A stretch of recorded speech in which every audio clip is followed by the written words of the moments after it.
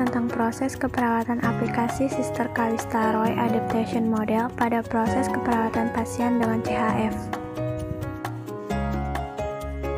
Proses keperawatan menurut Sister Calista Roy meliputi yang pertama ada pengkajian perilaku sebagai manifestasi dari 4 mode adaptif, yaitu ada mode fisiologis atau fisik, mode konsep diri atau identitas, mode fungsi peran, dan mode interdependen.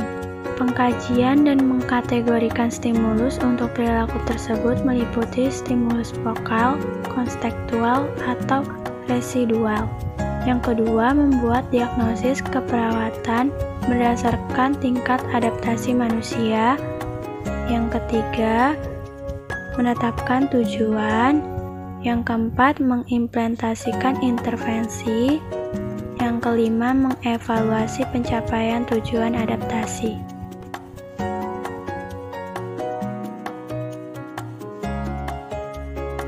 Tahap pertama ialah pengkajian.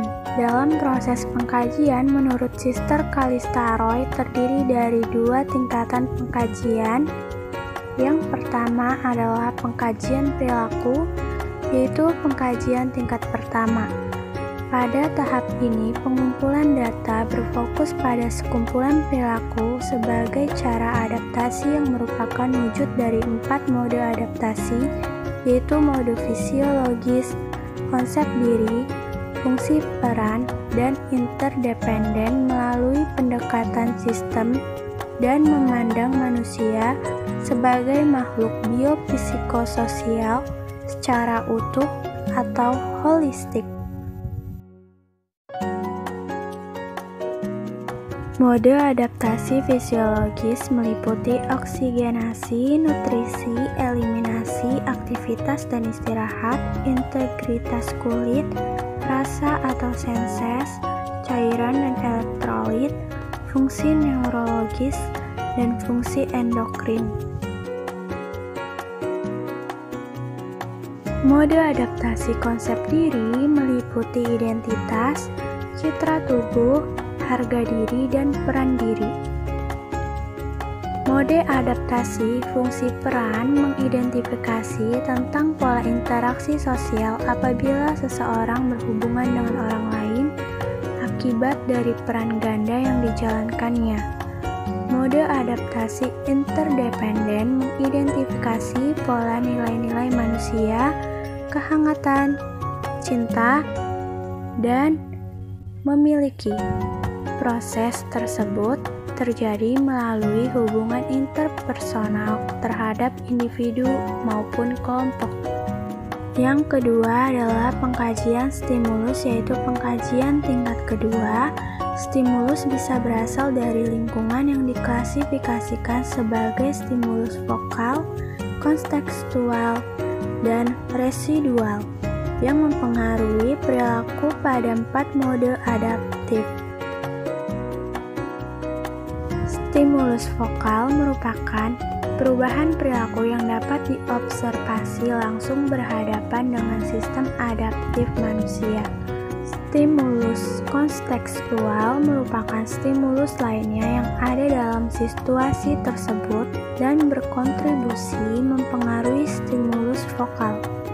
Stimulus residual merupakan faktor lingkungan yang memiliki dampak atau terhadap human system karena adanya suatu situasi yang belum terselesaikan sebelumnya. Nurse, sesek banget nih napas saya. Sudah semingguan kayak gini, apalagi kalau dibuat jalan, Nurse. Apakah Bapak mempunyai riwayat sesak napas sebelumnya? Lalu nurse melakukan anamnesa sambil melakukan pemeriksaan tanda-tanda vital dengan mengecek tekanan darah, nadi, RR, suhu, serta saturasi oksigen, dan mengamati keadaan umum dari Tuan G. Dilanjutkan dengan pemeriksaan fisik pada Tuan G.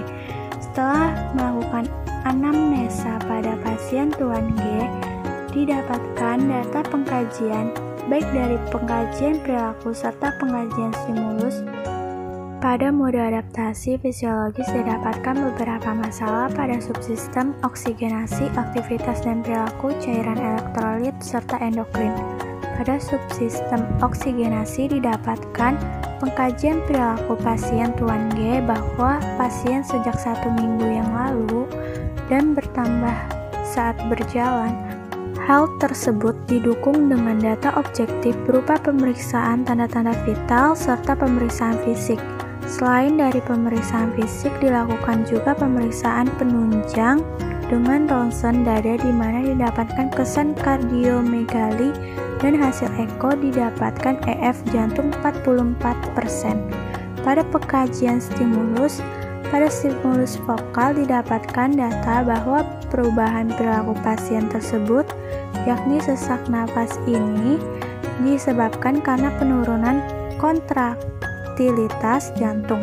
Stimulus konstektual yang berkontribusi mempengaruhi penurunan kontraktilitas jantung ialah pasien terdapat faktor resiko dengan HT serta DM. Stimulus residual yang didapati adanya pola hidup pasien yang tidak teratur dengan jarang berolahraga dan kurang menjaga diet. Sambil menunggu exercise selanjutnya dari dokter, Nurse M mengobservasi kembali kondisi Tuan G. Bagaimana Pak, sesak napasnya sudah berkurang atau mungkin ada hal lain yang sekarang dirasakan? Alhamdulillah Nurse, sudah lumayan berkurang sesaknya, waktu itu sudah dapat obat lewat suntik tadi. Saya capek Nurse, bolak-balik sering keluar masuk rumah sakit, sakitnya ya gini-gini mulu, kasihan istri sama anak-anak saya nggak ada yang ngurus. Seharusnya saya yang mengurus mereka, ini malah saya yang nyusahin. Dari hasil anamnesa, Nurse M mendapati bahwa dari pengkajian mode adaptasi fungsi peran Tuan G juga mengalami masalah di mana Tuan G merasa peran dirinya sebagai kepala rumah tangga kurang bisa dilakukan dengan baik karena dirinya sering keluar masuk rumah sakit dan merasa lelah dengan penyakitnya tersebut. Setelah kita melakukan pengkajian, langkah selanjutnya adalah membuat diagnosis keperawatan berdasarkan tingkat adaptasi manusia. Rumusan diagnosa keperawatan menurut Sister Calista Roy berfokus pada perawatan kesehatan dan kebutuhan adaptif klien. Dari data pengkajian yang didapat, masalah yang mendekati proses adaptasi Tuan G antara lain: yang pertama, diagnosa keperawatan mode adaptasi fisiologis subsistem oksigenasi didapatkan diagnosa penurunan curah jantung, BD penurunan kontraktilitas jantung. Yang kedua, diagnosa keperawatan mode fungsi peran didapatkan diagnosa ketidakefektifan coping BD respon maladaptif. Langkah selanjutnya setelah menegakkan diagnosis adalah menetapkan tujuan untuk meningkatkan adaptasi. Penerapan tujuan menurut Sister Calista Roy Adaptation Model berfokus pada mempromosikan perilaku adaptif. Pernyataan tujuan harus mencakup perilaku yang akan berubah, harapan untuk perubahan, dan menetapkan jangka waktu di mana perubahan perilaku harus terjadi. Setelah penetapan tujuan, langkah selanjutnya yaitu intervensi. Intervensi keperawatan adalah tindakan yang dilakukan oleh seorang perawat profesional yang dipercaya dalam mempromosikan perilaku adaptif oleh klien. Intervensi adalah setiap pendekatan keperawatan yang dimaksudkan untuk mempromosikan adaptif dengan mengubah rangsangan atau memperkuat proses adaptif. Intervensi dilakukan sesuai dengan diagnosa yang ditemukan, merupakan uraian yang lebih rinci dari intervensi keperawatan yang telah terpilih. Implementasi keperawatan lebih menguraikan bagaimana tujuan keperawatan mencapai dalam manajemen stimulus yang ada. Tahap akhir dari proses keperawatan ialah evaluasi keperawatan. Evaluasi mengharuskan dilakukan analisis dan penilaian untuk menentukan apakah perubahan-perubahan perilaku yang dinyatakan dalam pernyataan tujuan belum atau telah dicapai oleh penerima asuhan keperawatan.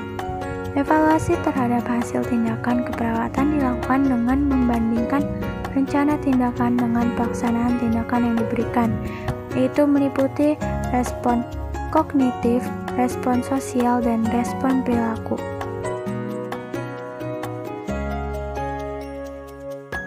Bagaimana nurse hasil rekaman jantung saya? Apakah baik-baik saja? Nanti akan dijelaskan oleh dokter ya. Sekarang Bapak istirahat saja dulu. Jangan banyak melakukan aktivitas. Kalau Bapak butuh bantuan, silakan pencet tombolnya ya. Selamat siang. Baik nurse, terima kasih. Iya, sama-sama Pak.